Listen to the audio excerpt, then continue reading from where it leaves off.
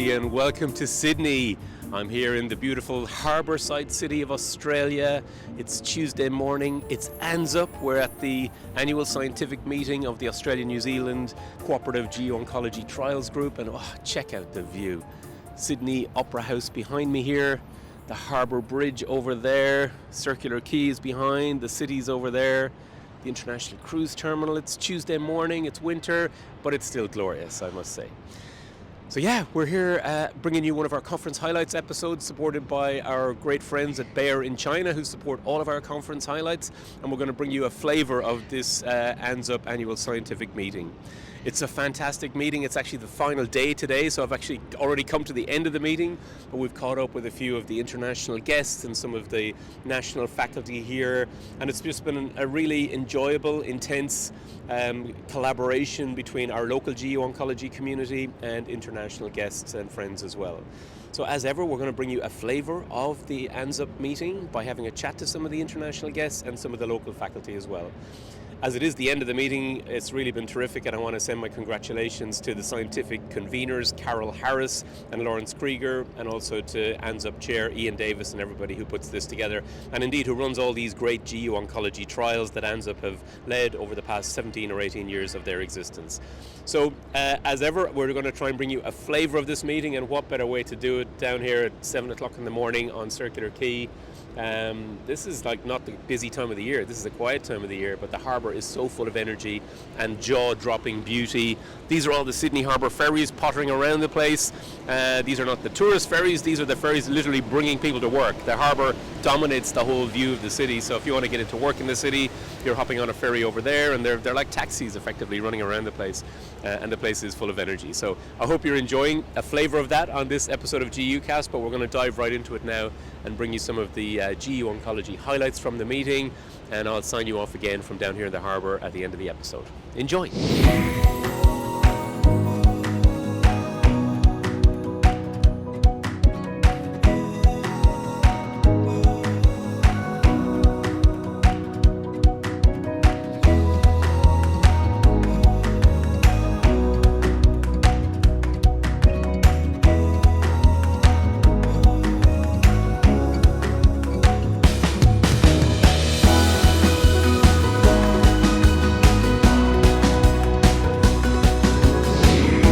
So I've tracked down Roger Lee, another one of our international guests here at the ANZUP ASM this week. Roger is a urologist, a urologic oncologist at Moffitt Cancer Centre in Florida. Roger, well, great to see you here. Thanks for coming to the ANZUP meeting. Thanks so much for having me.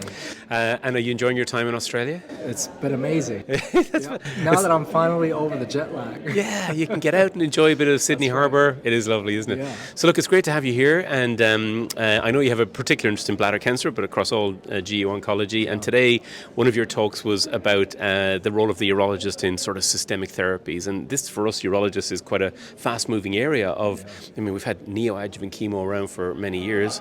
We're still sort of stuck with not great utilization of neoadjuvant chemo, but we're now entering a new era when other neoadjuvant and adjuvant strategies, mostly with some sort of immunotherapy, are really looking very exciting for improving outcomes for muscle-invasive bladder cancer. So whether it's, the Niagara type populations, some immunotherapy before and some continuing immunotherapy afterwards, hence it's this kind of perioperative systemic therapy you spoke a bit about today. The question I want to ask you is, what's the role of the urologist, the urologic oncologist in this moving landscape of perioperative systemic therapies? What do we need to know about it in 2025, or what's exciting about it for you? No, it's a very exciting field. So there's multiple different newer agents that are coming down the pike. As you mentioned, Niagara showed that there was increased efficacy by combining Durva with Gemcis versus Gemcis alone. And then we're also looking forward to the EV Pembro trial that we'll be reporting out soon. This year, I think, yeah. Correct. Both in the cis-eligible and in the cis-ineligible patient population. So it's going to be interesting for us to sort out which of those regimens to pick for which patients, to see what the pathologic complete response is, and of course, most importantly, to see what the overall survival is for these patients. Now, here's a typical question that urologists tend to have when it comes to like neoadjuvant therapies and all this. Well, this is an old bladder cancer patient. Cystectomy is already a big operation, and I know there's been already old data and the new data showing there's an overall survival benefit. So it should be a no-brainer. But urologists will often say, look, I think we should just get on and do a cystectomy for this older man. He's still got some hematuria. How do we explain this to us urologists to say, look, we have to open our minds to, this is kind of biased views we've had for years that maybe we're nervous about waiting months while we wait for therapy. Absolutely, and I think there are certainly those patients who do not respond to neoadjuvant treatment that we regret giving to, but by and large I think it's been proven that just in the muscle invasive bladder cancer setting, there's up to 50% of the patients with micrometastatic disease. Yeah. So we're not really treating all of the disease by removing their bladders. And as you know, radical cystectomy is a very morbid procedure. Yeah. So I really hate to put a patient through radical cystectomy and not have them, derive the overall survival benefit, and just for the sake of doing the cystectomy. So I think these newer drug agents that are coming not only in the neoadjuvant, but as you mentioned, in the adjuvant setting, I think the medical oncologists call it sandwich therapy, which, I think is a quite nice way of describing cystectomy in the middle. Exactly. We are still the meat of the sandwich, right. But, it's very... From extending the patient's overall survival perspective, I think it's really, really important for us to put these patients through. Now, with that being said, sorting out how much of this benefit is actually derived from the neoadjuvant portion versus the adjuvant, I think there's a lot more work to be done. And I think, we're also having a lot of newer tools to help us do that, like circulating tumor DNA. Yeah, as we've heard today. So I think a key message for urologists then is, if you're not already working closely with your GU medical oncologist about understanding the mode of action of these and patient fitness and likewise vice versa, that they understand how's my patient going on this, I'm still planning to do a cystectomy here in a few months, and that there's a ability to pull out if necessary, because that can happen, to say, I'm going to stop you. We think you should now get on and do your cystectomy, etc. So the relationship has never been more important between the systemic team and the surgical team, has it? Absolutely. And you can also look at it the other way around. Whereas before, a lot of patients with lymph node metastatic disease oftentimes will not go on to have cystectomy. With these newer agents, we're seeing that there is CRs even in these metastatic sites. So the question then becomes, is there any benefit to salvage bladder removal in those patients? So we may actually have even more business. So this comes up now. This is coming up. So in these smaller series, patients are being lined up for cystectomy, but they're getting combination immunotherapy. And then you look in the bladder, there's nothing there. And so it's not a huge proportion of them, but it does beg the question. I heard someone here today describe cystectomy as an adjuvant procedure in some of these circumstances. There's already no cancer or bugger all cancer left there. I don't think we're quite at that point yet, but we shouldn't be afraid of it. It'd be a great thing for patients if maybe some patients can avoid a cystectomy and still get the survival benefit. And we're always going to play a role. Even in surveilling the bladder to assess the bladder after neoadjuvant treatment to make sure that there is no disease in the bladder anymore. So it's just a different sort of mindset that you have to adopt with these more efficacious systemic therapies going forward. And speaking of having a role, the other thing you talked about today was about TAR 200. About are we calling them pretzels anymore? We had someone on the podcast a few months. You are? Okay, good. I'm pleased to hear. And I saw Ben Davies during the week tweeting out we need a picture of a pretzel. So I think somebody did correct me recently on the podcast to say, we don't call them pretzels anymore. I think they're trying to stop us from calling them pretzels. I think the official name is intravesical drug delivery system, which looks a bit like a pretzel. Exactly. Okay, I get it. So they are very intriguing and interesting. You spoke a bit about today, and I think for us urologists this is definitely exciting, the idea that we can put in this device, looks a bit like a pretzel, and it's eluting these therapies. It's not just one type of treatment, lots of different things can be on it, and that is exciting, isn't it? Yeah, it's really a new platform that we can use. We're just beginning to scrape the very surface of this, so at the very tip of the iceberg here. Yeah. So certainly we know about the TAR 200, which actually just went up for approval by the FDA in the BCG unresponsive CIS setting. But along with that, there's also TAR 210 that we're testing now in the intermediate risk NMICB setting with the Moonrise 1 trial comparing it against intravesical chemo for efficacy in treating those patients to prevent recurrences. We're also seeing this drug to be used in patients with bladder tumors that are left in situ as more of an ablative agent. And the nice thing about the TAR-210 is actually it's exchanged every 3 months instead of every 3 weeks. So it really makes it very convenient for the patients to have this thing inside, and also knowing the fact that as long as they're wearing it inside, it's like, I tell patients it's kind of like an intrauterine device. Yeah. They're wearing it and they're not really even seeing any side effects from it most of the time. Most of the time, well tolerated. And they have to only just come in every 3 months instead of coming in every week for their intravesical treatments. So it's, really, I think, a game changer in this field. Very good. And finally, I suppose, just looking ahead a bit, we often ask this question, where do you think we'll be, or someone like you will be? I mean, a large amount of your practice is doing cystectomies, and, how do you think that's going to look in 5 or 10 years? It'll be very interesting. Yeah. I think we're going to have more and more efficacious drugs, both delivered systemically and also intravesically. Yeah. But it's also going to be up to us as urologists to identify those patients who are safe to have their bladders preserved in the muscle invasive setting. But at the same time, also, who is going to develop non-muscle invasive recurrence after treatment of their muscle invasive disease? And so, like I said before, we're always going to have a role to play in all of this. It's going to change, and we have to just adapt with the times. And finally, open cystectomy, robot cystectomy, you do a bit of both, or? I actually switched over to robotic cystectomy for the most part. Yeah. Mainly, it's certainly I think there's less blood loss for the patients. Yeah. There's less post-operative pain. So my patients usually get up post-op day 1, start to ambulate, so that prevents blood clots and things like that. But also it's good for myself too. So I get to sit at the console. I don't have to be scrubbed in the entire time. So for both patient longevity and also surgeon longevity, those limbs, the neck, and all that stuff that's sore with open surgery.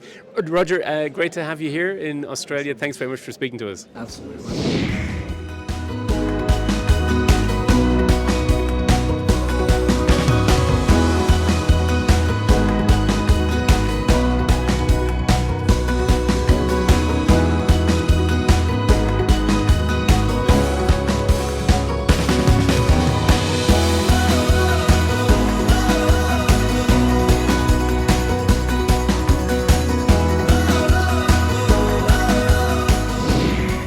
So I've tracked down the ANZUP Prostate Cancer Committee leads here. Did I get the titles right? Yes. Roughly, yeah?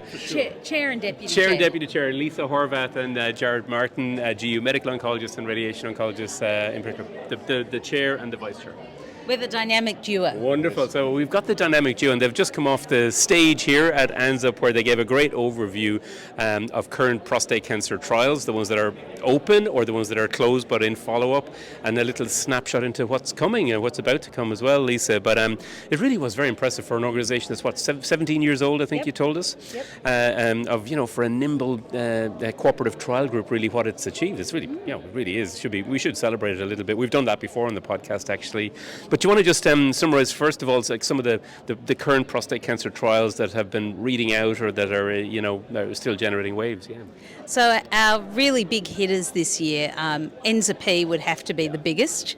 ANZUP has had multiple podium presentations because, of course, it demonstrated that the combination of enzalutamide with lutetium compared to enzalutamide not only improved radiographic progression-free survival but also overall survival. And then Louise Emmett has done the most spectacular job looking at all the SPECT imaging and imaging markers. However, the next one that's probably received the next amount of publicity is the translational work on therapy and the circulating tumour DNA data that was done in Alex Wyatt's lab by Ed Kwan, who of course is our synchronicity fellow. Yes. Synchronicity, I can't remember if that's the exact title or whether it's a Split Enz song. Probably both. Probably both. And that has been fascinating that he's come up with the first predictive circulating biomarker for lutetium in the therapy setting. And a Nature Medicine paper. It's fantastic. Yeah.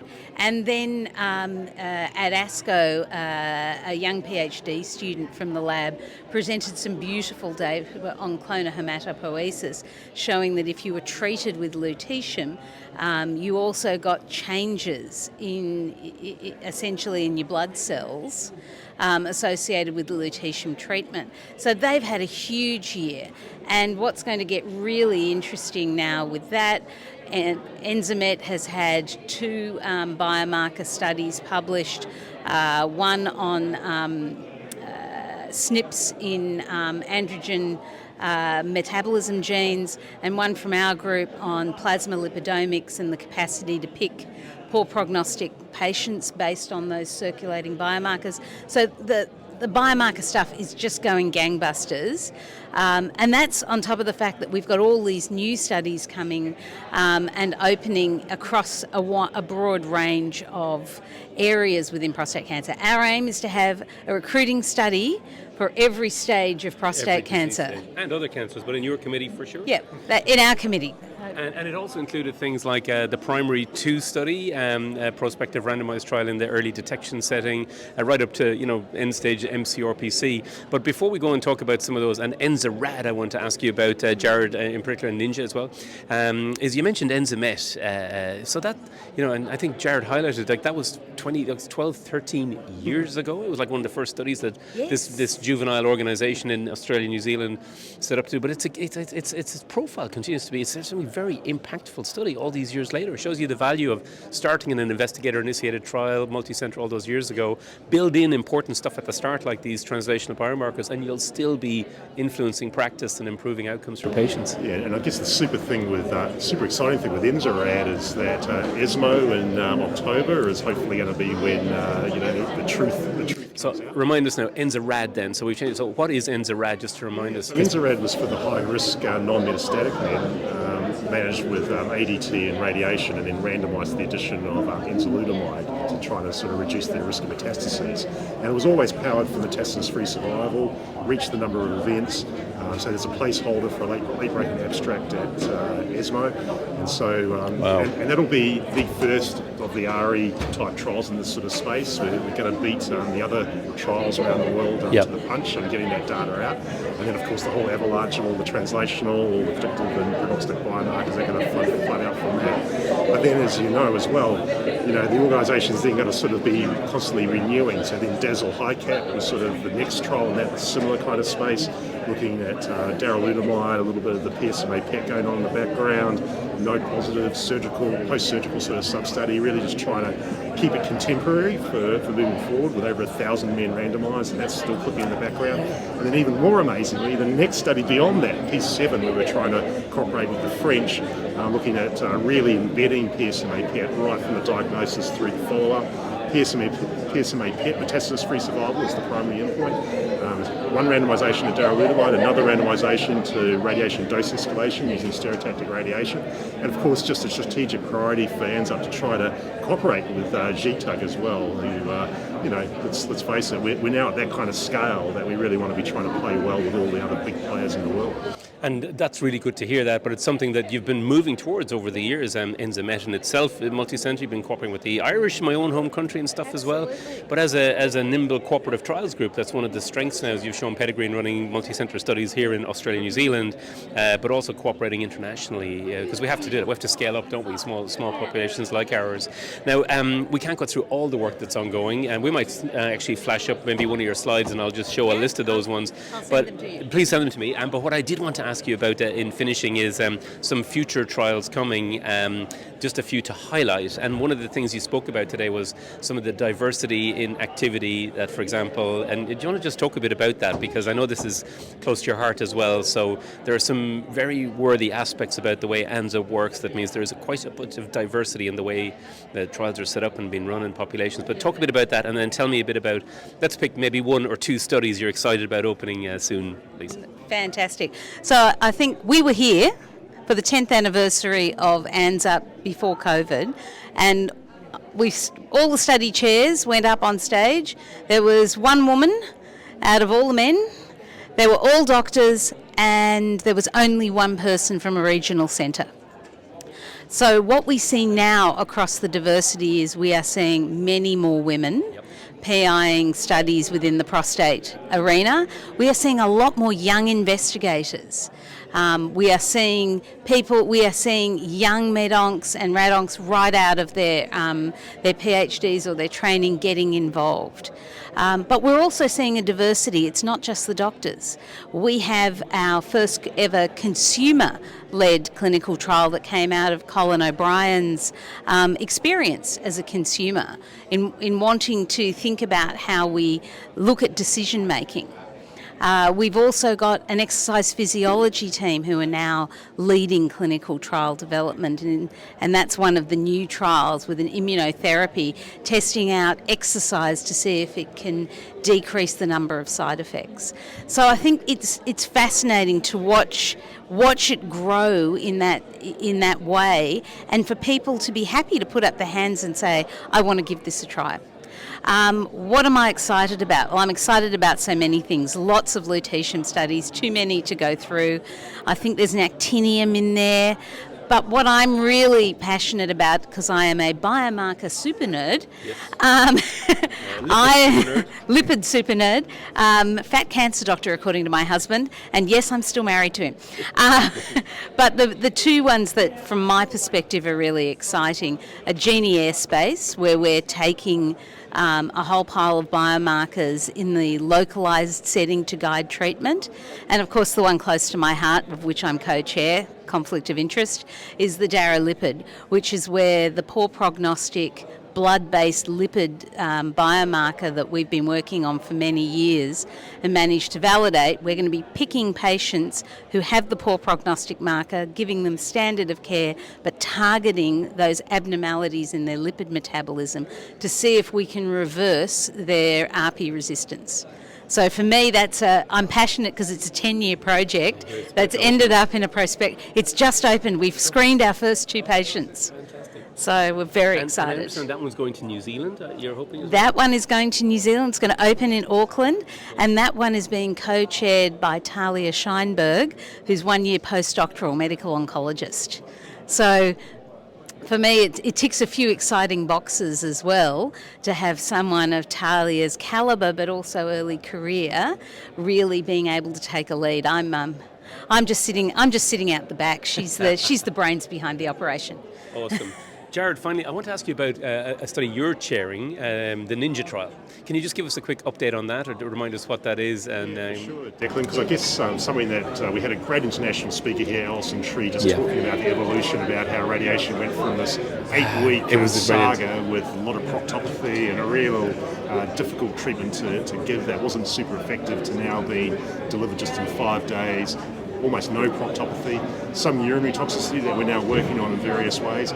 But then Ninja's trying to take that to the next step, in that there's other ways you can give stereotactic radiation, and one of them is actually where you try to mimic a brachytherapy boost. But obviously brachytherapy has its own trauma and side effects, and it's kind of falling out of favour. So with Ninja, we essentially do the non-invasive stereotactic version of brachytherapy, put it head-to-head with the 5-day version. It's nearly up to over 420 patients accrued now, and they only need another 50 more.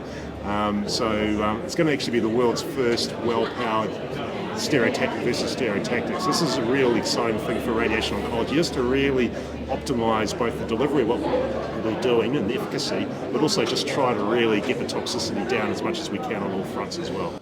And part of that whole shift towards being able to safely deliver meaningful doses of radiation in shorter fractions, and if this one particularly works in a completely non-invasive fashion, avoiding brachytherapy, which we still use a lot, especially HDR brachytherapy. So very exciting. Well, look, thank you very much for joining us, and to you and all your committee, the prostate subcommittee at ANZUP. It's just fantastic work, makes us all very proud to be involved, and congratulations. Thank you so much, Declan. Thank you. It's been a pleasure. So here at the ANZUP meeting, I've tracked down my old friend Dickon Hayne, Professor Dickon Hayne, urologist, Professor of Urology out in Western Australia, beautiful Western Australia. Here, Dickon, well, it's nice to see you at the ANZUP meeting. Nice to be here, Declan. Thanks for having me. No, so we've invited Dickon on. He's a urologist, of course, but he's also been one of our significant researchers here in Australia, clinician researcher with an interest in translational research. And at the recent ASCO meeting, he presented outcome data from a very nice, very interesting prospective randomized randomized control trial of bladder cancer, and we love bladder cancer on GUcast. This is a trial, well, you're going to tell us all about it, Dick, in a quick summary. The paper is not out yet, it will be coming, but it was presented at ASCO, so there's a lot of news about this already. A randomized trial testing BCG versus BCG plus mitomycin. We'll talk a little bit about the patient population, why it's of interest with Dickon today. So yeah, Dickon, tell us a bit about, I suppose, the background to the trial. Why did you set up this trial, and what's the patient population? So we set up the trial. I mean, the trial ran over 10 years, and the idea of the trial was to look at the addition of mitomycin to BCG to improve efficacy and safety. Yep. But of course, this is on a background of a global shortage of BCG. For sure. Best estimates are something between 30 to 50% short of supply. And you have people having third dose, not getting proper maintenance, strains which are perhaps less well evidenced in terms of working. But also, to try and find better treatments for this, bad disease. Obviously, if you get the high-risk non-muscle invasive bladder cancer right, you can avoid the cystectomy, which is something that obviously patients don't want. So this is a phase 3 randomized trial, and it was a 1-to-1 randomization for BCG alone. With a 6-week induction and then monthly maintenance up to a year, versus BCG mitomycin, which was a 9-week induction, mitomycin, BCG times 3, and then alternating mitomycin and BCG for a further 9 months. The population was so high-risk non-muscle invasive bladder cancer, T1, high-grade TA, and CIS was allowed and stratified for, but we didn't include pure CIS in the study. So a proper high-risk non-muscle invasive bladder cancer population that we're all very familiar with, that we all struggle with because, number one, if you don't get it right, they will progress and so on. But number two, that question of the BCG shortage, and I know this is one of the interesting findings in the study, is something that wasn't there when you designed this study. At the start of the study, it was all about, can we improve the response rate? Deal with that first question of better outcomes for our high-risk non-muscle invasive bladder cancers. But one of the interesting questions that evolved, as it often does, the landscape changes over the course of a trial, is about BCG shortage. So before we go and talk about that apparent potential extra benefit of this BCG mitomycin strategy, tell us a bit about the primary endpoint and what you presented at ASCO. Okay, so just to go back to the whole, so the addition of mitomycin or chemo to BCG it's been sitting there in the background. There are quite a few small trials, some of them suggesting maybe some benefit, and a meta-analysis we did before we started did seem to show that there was a benefit of the addition of chemo. So that's why we went ahead. But there's sometimes things run over a long period of time, right? So anyway, so the study was it was a 500-patient 1-to-1 randomization, 16 Australian sites, 1 UK site, and the study actually. So the study accrued over 10 years, but which means we've got median follow-up of 48 months for the primary outcome measure. So the main outcome measure was looking for disease-free survival. But then, of course, we also looked at progression-free survival, overall survival, and also complete response rates. And complete response rates were at 3 months with a cysto and biopsy, so it's sort of a hard 3-month outcome as well. And essentially, the results from the study that there was very similar safety and efficacy for BCG as BCG for mitomycin. All of the key efficacy outcomes were slightly better for BCG mitomycin than BCG, but none of them beyond the play of chance, just numerically a little higher. We did do an interesting subgroup analysis on some patients that, so because when we commenced the study, we included high-grade TA. With more recent EAU stratifications, many of those high-grade TA-only disease would actually be an intermediate risk group, not a high-risk group. So we did a subgroup analysis by the stratifications that were pre-planned, so any T1, any evidence of CIS. But we also looked at the higher risk group, in other words, any T1 or CIS versus the lower risk group, so just high-grade TA. And that subgroup analysis, certainly there was a statistically significant benefit for the mitomycin in those higher risk patients. So it's a post hoc subgroup, so we shouldn't hang too much on that. But all of the efficacy data showing that BCG mitomycin, at least as good as BCG plus maintenance, possibly a bit better. And without additional toxicity. So you're giving an extra agent, so you always have to work that in. Is there going to be some extra toxicity in the bladder or something else? So that's so relevant. But so the Quevedo trial, which they did in Spain a few years back now, and they gave mitomycin BCG on alternate days. And it was more efficacious. They had a good significant reduction in recurrence, but it's very, very toxic, with almost 50% patients having greater than grade 3 side effects. Now, the side effects that we reported, the prevalence was pretty similar between the two treatment arms, but we saw much better completion rates with those having BCG and mitomycin. So tell us more about that, because that's very interesting, and it flows into the BCG shortage question. Yeah, so I think the patients having beta mitomycin, they had more doses overall, by a lot, 40% less BCG utilization. So hold on, 40% less BCG? Yeah, that's right. That's a significant saving in a product that's hard to get. So the actual in the BC mitomycin arm, they're actually literally just getting 6+3 in a slightly different schedule. So they're getting EAU definition of adequate BCG, but obviously with the addition of the mitomycin, so 40% saving, so that would have a massive impact on the global shortage. Yeah.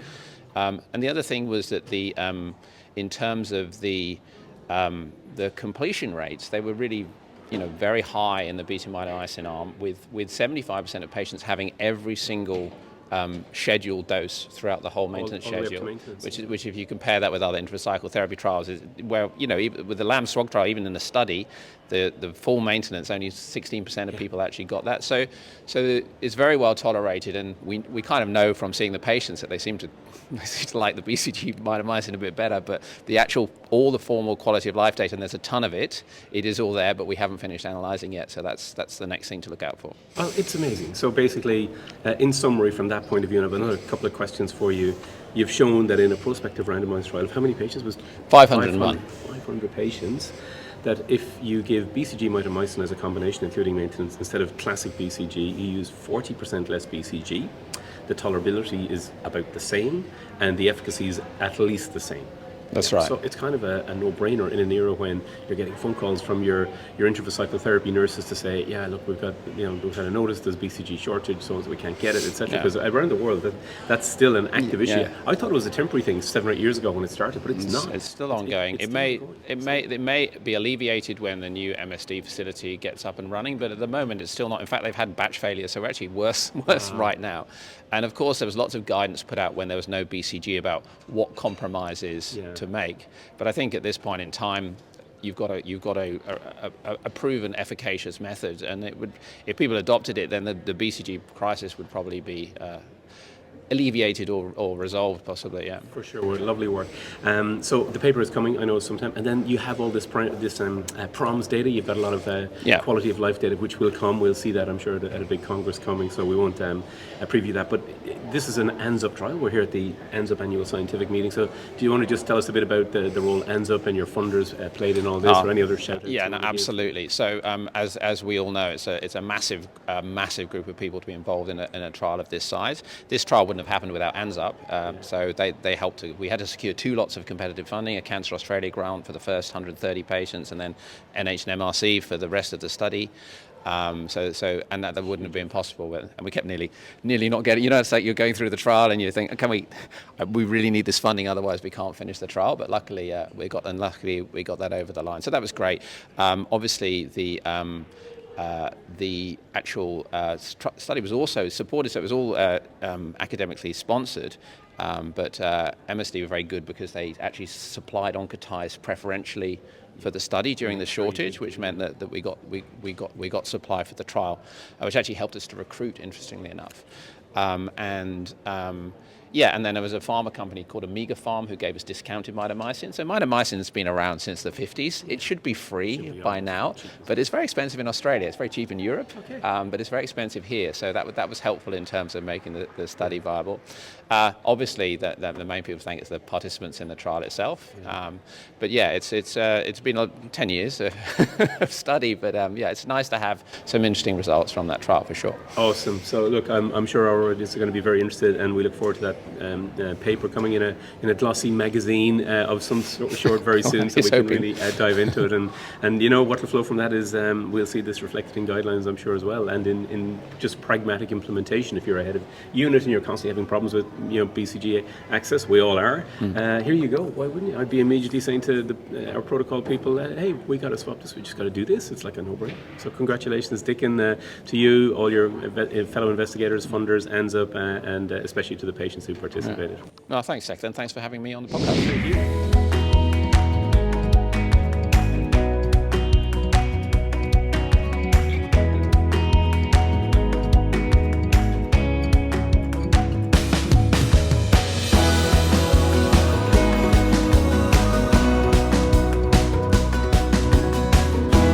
So I'm here with Bernie Reilly from the PCFA, the Prostate Cancer Foundation of Australia, our peak body representing patients, prostate cancer patients here in Australia. Bernie, thanks for joining us on GUcast. Delighted to be here. So we're here at the ANZUP meeting, our big cooperative GU oncology meeting, and there was a wonderful session this afternoon, a masterclass in advanced prostate cancer, and here at the PCF stand I can see you've got a lot of resource for newly diagnosed patients with prostate cancer, one of which is what we really want to highlight is this prostate cancer toolkit. And your background is as a prostate cancer specialist nurse, and you run the telephone program for all of our patients around Australia who contact a PCFA nurse. But I want you to tell us a bit about the toolkit in particular. Yeah, well, the toolkit's been around for around about 18 months, so evidence-based information about all aspects of prostate cancer, from diagnosis, treatment, side effects, management of those, and then a range of options other than that, so a range of support, where you can get that, and just general information about prostate cancer. Yeah, because it's one thing to have come in and met a specialist and maybe a nurse in the clinic and done a bit of research yourself, but it's very overwhelming, isn't it? And it's important to be able to digest stuff or be able to access stuff from home, for example. And while we have some of these really good printed resource that you have and that you can get through the PCFA website and download, we use these. But the toolkit is a QR code. We're flashing it up on the screen that people can use to access not just all the same printed resource, but tell us about the enhanced accessibility for patients who don't speak English as a first language, for example. Yeah, absolutely. Last week we just launched a feature where you can click on little icon on the bottom right-hand side and translate all of our information into about 50 languages. 50? Yeah, 50 languages. And so you can do this in your clinic. So if you have a patient who's Vietnamese, who's Greek, who's Croatian, you can click on the survivorship toolkit, navigate exactly to that, and you can send that to them. You can navigate it for them in the clinic. So it's all there. It's the same information that's printed in English and translated into whatever language you like. And free? It's a free resource? Absolutely. And not geo-locked to Australia, because we have an audience all around the world, but if you're listening to this in Southeast Asia or in Europe or North America, Africa... Yeah. Absolutely, yeah. We already know people are accessing it from a lot of countries overseas, so yeah. I'm so impressed. So we're putting those links up on the screen again, and can I ask you, how did you enable this, like 50 different languages? I know from doing research trials when we're trying to create resource or patient information, it's like translating into more than 1 or 2 or 3 languages is expensive. It's difficult to get it exactly right, and especially in patient-friendly formats. So how have you done it? Yeah. I mean, the team behind it have been working really hard over the past couple of months with a group of suppliers who really helped us on that. Through donations to our services, we've been able to do that and enable it. So we can't thank everybody enough. Really impressed. So well done to the Prostate Cancer Foundation of Australia. They're a great resource for our patients here, but also for anyone around the world. You've got newly diagnosed prostate cancer patients, not just with metastatic disease, active surveillance, other things. This prostate cancer toolkit is available to you and your patients. Thank you, Bernie. Thanks, Declan. So that's it for this episode of GUcast. I hope you enjoyed that flavour of the ANZUP meeting from here in stunning Harbourside, Sydney. Thanks again to our supporters at Bayer China who support all of our conference highlights episodes, and well done to Carol, Lawrence, Ian Davis and all the team for this excellent ANZUP annual scientific meeting. We'll be back soon on the next episode of GUcast.